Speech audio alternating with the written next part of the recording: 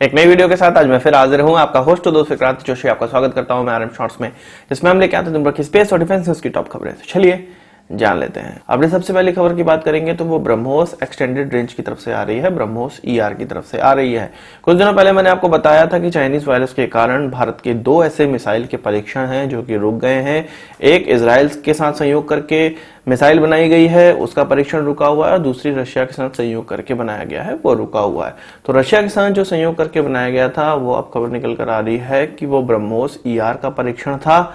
हम जानते हैं कि ब्रह्मोस जो हमारे पास अभी है वो 290 किलोमीटर तक मारक क्षमता रखती है, और इसका ट्रायल किया गया था इसके नेक्स्ट वर्जन का जब MTCR में भारत आ गया था। तो उसके बाद जब इसका ट्रायल किया गया था तो यह 400 किलोमीटर तक मारक क्षमता हमें प्राप्त हो गई थी। अब जो ट्रायल होने वाला था वो 500 किलोमीटर मारक क्षमता वाला होने वाला था, और इसमें कहा जा रहा है कि इसकी इंटरनल फ्यूल कैपेबिलिटी को बढ़ाया गया है जिससे कि 100 किलोमीटर की एक्सटेंडेड रेंज इसको प्राप्त होगी।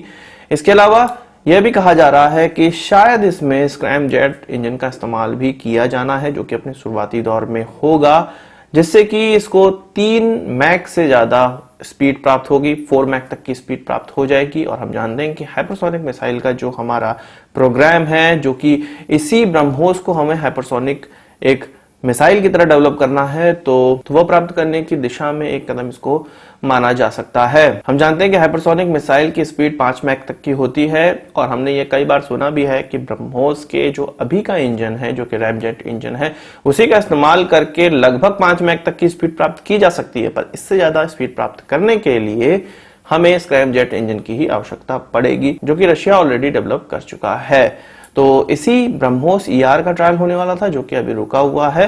तो जब चाइनीज वायरस का प्रकोप खत्म होगा तो हम उम्मीद करते हैं जल्द से जल्द इसका ट्रायल हो जाएगा। अब बात करते हैं ऑर्गेनाइजेशन ऑफ इस्लामिक कोऑपरेशन की। तो कश्मीर पर इनका भी बयान आ चुका है। कुछ दिनों पहले मैंने आपको बताया था कि डोमिसाइल लॉ चेंज हुआ है, जिसका भारतीय मीडिया में कोई भी जिक्र नहीं हो रहा है और जिससे भारत को फायदा होने वाला है। तो सबसे पहले 2 दिन के बाद पाकिस्तान का बयान आया था, और मैंने कहा था कि अभी कई इंस्टीट्यूट्स के बयान आना बाकी हैं। तो अब ऑर्गेनाइजेशन ऑफ इस्लामिक कोऑपरेशन के ह्यूमन रिसोर्स डिपार्टमेंट का एक बयान निकलकर सामने आया कि डेमोग्राफी को चेंज किया जा रहा है, जेनेवा कन्वेंशन को नहीं माना जा रहा है, UNSC की कन्वेंशन को नहीं माना जा रहा है।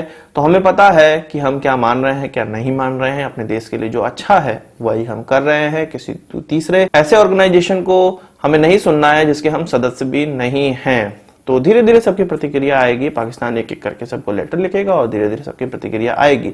हम प्रतिक्रिया सुनेंगे एक कान से और दूसरे कान से निकाल देंगे। जो हमारे देश के लिए है सही वही हम करेंगे। वही कल मैंने आपको एक खबर बताया था और एक एजम्पशन बताया था कि जब हम 5 अप्रैल को 9 बजे 9 मिनट के लिए इलेक्ट्रिसिटी अपनी ऑफ करेंगे, अपनी लाइटें ऑफ करेंगे, तो हो सकता है कि ग्रिड पे इसका प्रभाव पड़े और इसके बाद ब्लैकआउट भी हो जाए। तो कई राज्यों की गवर्नमेंट ने अपने अपने जो संस्था है जो कि इस प्रकार के पावर सप्लाई को मैनेज करती है, उनको लेटर भी लिख दिया है कि इस चीज पर ध्यान दिया जाए।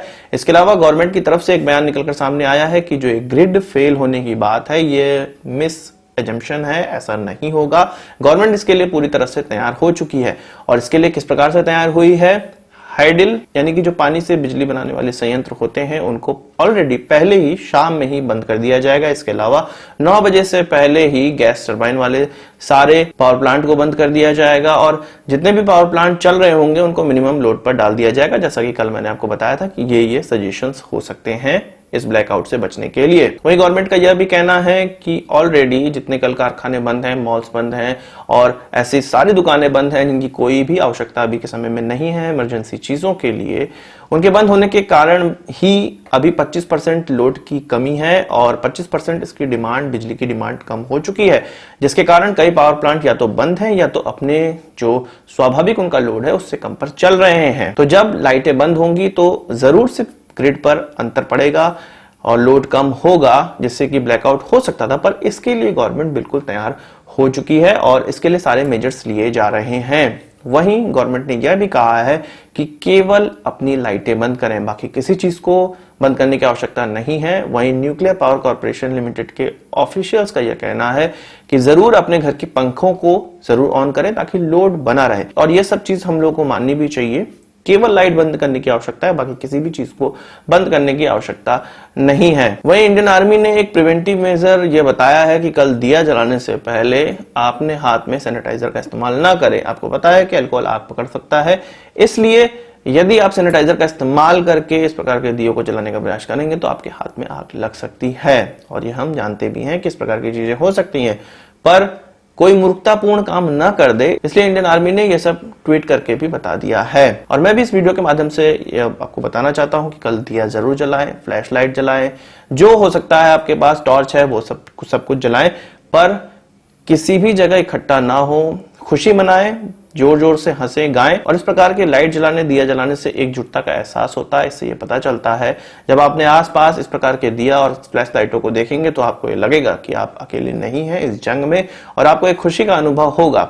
वहीं यह चीज क्यों आवश्यक है, यह हमें पाकिस्तान से भी सीखने की आवश्यकता है, ईरान से भी सीखने की आवश्यकता है। उन्होंने दिए या फ्लैश लाइट नहीं जलाए, पर हमारा एक विमान है जो कि एयर इंडिया का विमान है, और यह मुंबई से फ्रैंकफर्ट जा रहा था उन यात्रियों को लेके, उन यूरोपियन और कनाडियन यात्रियों को लेके जो कि भारत में फंस गए थे इस चाइनीज वायरस के कारण, लॉकडाउन के कारण। तो जैसे ही हमारे एयर इंडिया का फ्लाइट कराची एयरपोर्ट पर उतरा तो वहां के एयर ट्रैफिक कंट्रोल ने उनका स्वागत किया और कहा, और इस चीज पर प्राउड महसूस किया, और उनसे कहा कि आप पे बहुत ज्यादा प्राउड है कि आप इस लॉकडाउन के समय, इस महामारी के समय अपनी सर्विसेज दे रहे हैं। यह चीज उस प्लेन के कैप्टन ने ANI को बताया, और उन्होंने ये बताया कि ये पूरे उनकी करियर में पहली बार ऐसा हुआ है कि एयर ट्रैफिक कंट्रोल जो कि पाकिस्तान का हो वो इस प्रकार से बिहेव कर रहा हो और उनका हौसला अफजाई कर रहा हो। इसके अलावा उन्होंने ये बताया कि जब ईरान के वायु क्षेत्र में घुसे तो ऐसा कभी नहीं हुआ था कि ईरान ने डायरेक्ट पाथ दे दिया हो 1000 माइल्स का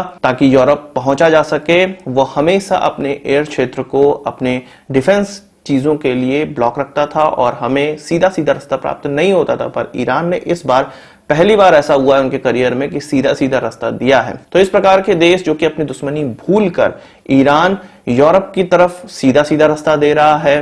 पाकिस्तान हमारे जितने भी रेस्क्यूअर्स हैं, जो पायलट्स हैं, उनको इस प्रकार से हौसला अफजाई कर रहा है, तो हम क्या अपने देश के इन लोगों के लिए हौसला अफजाई नहीं कर सकते हैं? बिल्कुल कर सकते हैं, और उन सभी लोगों को एक जरूर रिप्लाई दे सकते हैं जो ये कहते हैं कि ये सब बकवास चीज है। मैं नहीं मानता कि ये बकवास चीज है। आपके पास खाली समय है, आप इन सब चीजों में इसको खर्च कर सकते हैं। यदि आप किसी को खुशियां नहीं दे सकते हैं, उसका मॉरल बूस्ट नहीं कर सकते हैं, तो उसका मॉरल डाउन करने की भी कोई आवश्यकता नहीं है। वहीं मीडिया में खबर उड़ी हुई है कि चाइना ने पाकिस्तान को N95 मास्क के नाम पर अंडरगारमेंट से बना हुआ मास्क पहुंचा दिया। एक छोटी सी वीडियो क्लिप निकलकर सामने आई थी जो कि लगभग 30 सेकंड की है, और इसको मेजर गौरव आर्या जी ने अपने ट्विटर हैंडल से ट्वीट किया, और तब से लेके यह खबर पूरे मीडिया में फैल चुकी है। कई मीडिया हाउसेस ने इसको अपनी वेबसाइट पे जगह दी है, पर मेरे मुताबिक यह गलत खबर है। असल में उनके द्वारा जो ये वीडियो ट्वीट किया गया है, हो सकता है उन्होंने मजाकिया तौर पे इसको ट्वीट किया हो, पर पूरे के पूरे पाकिस्तानी इसको जस्टिफाई करने के चक्कर में पड़ गए कि ये किसी भी media outlet, Pakistani media outlet के द्वारा यह खबर नहीं चलाई गई है, ये एक फेक वीडियो है।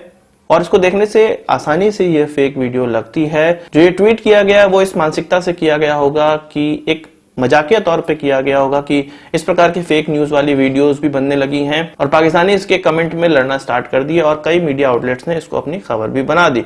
इन खबरों से हमें बचना चाहिए, और इस प्रकार की कोई भी चीजें नहीं हुई है, मेरा तो यही मानना है। हम जानते हैं कि चाइना ने सब स्टैंडर्ड चीजें पूरे विश्व में बांटी हैं और पाकिस्तान को भी बांटी होंगी, पर इस प्रकार की कोई न्यूज किसी अच्छे मीडिया आउटलेट से नहीं निकलकर सामने आई है जो कि पाकिस्तान से बिलोंग करता हो, और कोई ढंग की रिपोर्ट इस पर सामने नहीं आई है। तो इस चीज को हम लोगों को सही नहीं मानना चाहिए। तो आज की इस वीडियो के लिए बस इतना ही। आशा करता हूँ वीडियो पसंद आया होगा। आप इसको एक बार हमसे जरूर देंगे। इस वीडियो से कोई सवाल सुझाव हो कमेंट बॉक्स में जरूर लाइएगा, और यदि आपने हमारा चैनल सब्सक्राइब नहीं किया उसे भी कर लीजिए, क्योंकि हम इस प्रकार की वीडियो लाते रहते हैं। नमस्कार, थैंक यू, जय हिंद। वही बात करें, जैसे कि भारतीय लोग इसको चाइनीज वायरस कह रहे हैं, उसी प्रकार जापान के डिप्टी प्रेसिडेंट ने यह कहा है कि WHO को चाइनीज हेल्थ ऑर्गेनाइजेशन नाम रख देना चाहिए। उन्होंने इसके लिए change.org में एक पिटीशन भी डाली हुई थी, जिसको लगभग 7 लाख लोगों ने साइन कर दिया है। जापान इस जो चाइनीज वायरस से इसलिए ज्यादा परेशान है, उनके वहां बहुत ज्यादा केसेस नहीं है, हमारे बराबर ही केसेस है, हमारे बराबर ही मृत्यु